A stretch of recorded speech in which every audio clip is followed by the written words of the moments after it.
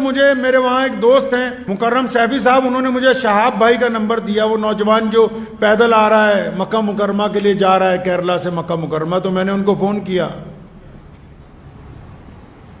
تو وہ راستے میں تھے، تو ان کے ایک دوست نے فون اٹھایا تو انہوں نے کہا نماز کا وقت ہے کسی ہوٹل میں رکے ہوئے ہیں، تو میں نے انہیں دعوت دی کہ پنجاب سے گزریں، آپ کا ہر قدم کے اوپر انشاءاللہ تعالی استقبال ہوگا اس زمین کے اوپر،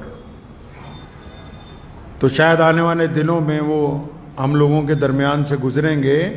لیکن میں یوٹیوب پہ دیکھا کہ کئی مولویوں نے 2-3 باتیں کی، جی پیدل نہیں جانا چاہیے، یہ نہیں کرنا چاہیے۔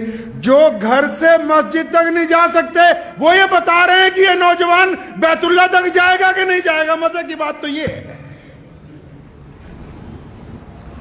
جو اپنے گھر سے مسجد تک پیدل نہیں جا سکتے،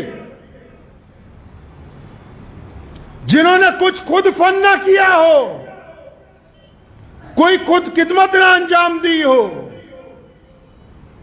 ہم نے تو جس دن پہلے دن سنا کہ ایک نوجوان کیرلا سے مکہ مکرمہ پیدل جائے گا، تو اسی دن سے روزانہ دعاؤں کا اہتمام ہے، کیونکہ وہ صرف بیت اللہ کی طرف نہیں جا رہا، اس کے ہر ایک قدم پر مسلمانوں کے جذبات اس کے ساتھ ہیں، لوگوں کی دعائیں اس کے ساتھ ہیں، لاکھوں کروڑوں ماؤں کا سہارا اس کے ساتھ ہے، اللہ کی رحمتیں اس پر برس رہی ہیں۔ اور خود محمد الرسول اللہ نے فرمایا کہ اگر مکہ مکرمہ سے کوئی پیدل حج کرتا ہے، ایک قدم کے اوپر 700 حرم کی نیکیاں اس بندے کو عطا کی جائیں گی۔ تم سے تو فتویٰ پوچھا ہی نہیں ہے جو فتویٰ دینے کے لیے تیار بیٹھے ہو۔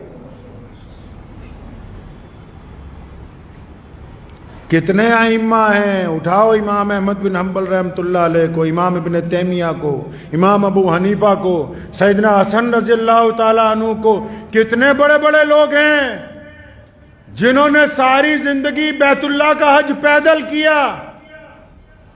کتنی جماعتیں ہیں روز پیدل سفر کر رہی ہیں پوری دنیا کے اندر۔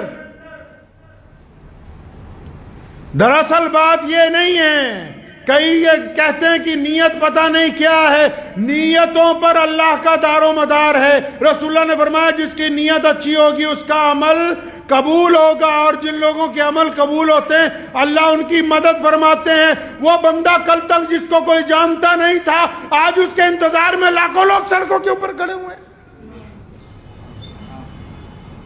صرف مسلمان ہی نہیں، اس ملک کے تمام لوگ، کیونکہ لوگ یہ سمجھتے ہیں اس بات کو اچھی طرح کہ جو بندہ اتنی دور سفر پہ اپنے رب کے گھر کی طرف پیدل جا رہا ہے، اس کے اندر اللہ تبارک و تعالیٰ نے ایمان کی دولت رکھی ہے۔ یہ اتنے عاشقان رسول اس لیے نکلے کیونکہ علامہ نے کہا نا کہ کی محمد سے وفا تو نے، کی محمد سے وفا تو نے تو ہم تیرے ہیں، یہ جہاں چیز ہے کیا، لوح و قلم تیرے۔ جب بندہ اللہ کی طرف چلتا ہے تو کائنات کی ہر شے اس کی مدد کے لیے تیار ہو جاتی ہے۔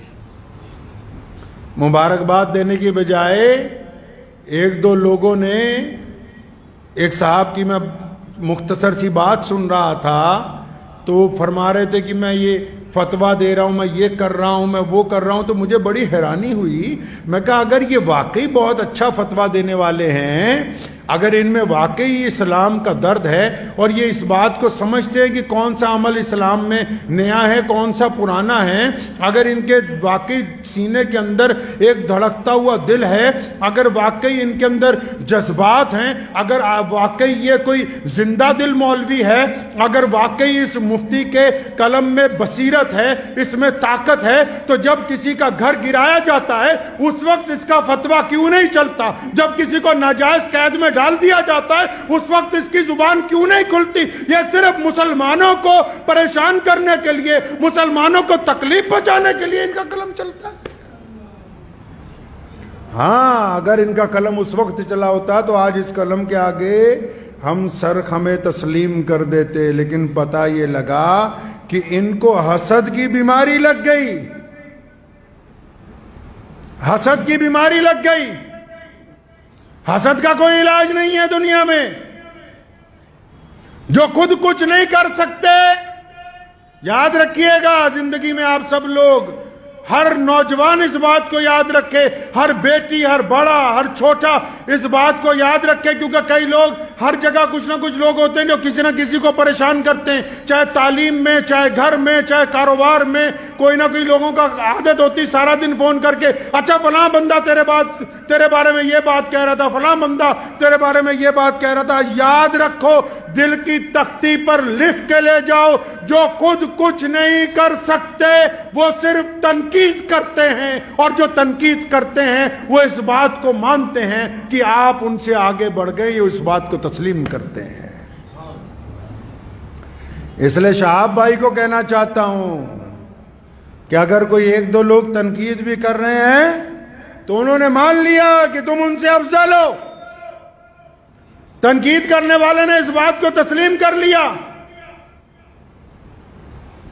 ہر سال 1-2 حاجی پیدل پہنچتے ہیں، آپ کو پتا ہے، لیکن یہ سرکاری مولوی تب نہیں بولے۔ اس سال جب انگلینڈ سے پیدل حج کرنے والا چلتا ہوا 6,500 کلومیٹر کے بعد مکہ پہنچا، وہاں کے حکمرانوں نے اس کا استقبال کیا، تب یہاں کا کوئی مولوی نہیں بولا۔ کیوں؟ کیونکہ وہاں سے چندہ لینے جانا ہے۔ پچھلے سال رشیا سے، کوہ قفقاز سے ہمارا ایک بہادر بھائی 13,500 کلومیٹر کا سفر کر کے بیت اللہ کے حج کے لیے پیدل گیا۔ یہ پہلی بار نہیں ایسا ہو رہا ہے۔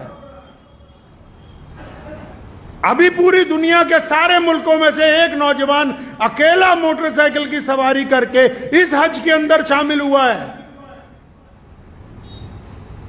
تو یہ جو اب پیدل جا رہا ہے، آپ کیا سمجھتے ہیں کہ اس کے پیدل چلنے سے صرف شہاب بھائی کا حج ہوگا؟ نہیں، جب وہ شہاب پیدل چلتا ہے تو لاکھوں دلوں کے اندر بیت اللہ کو دیکھنے کی تڑپ پیدا ہوتی ہے، اس کو ثواب اس کو نہیں ملے گا؟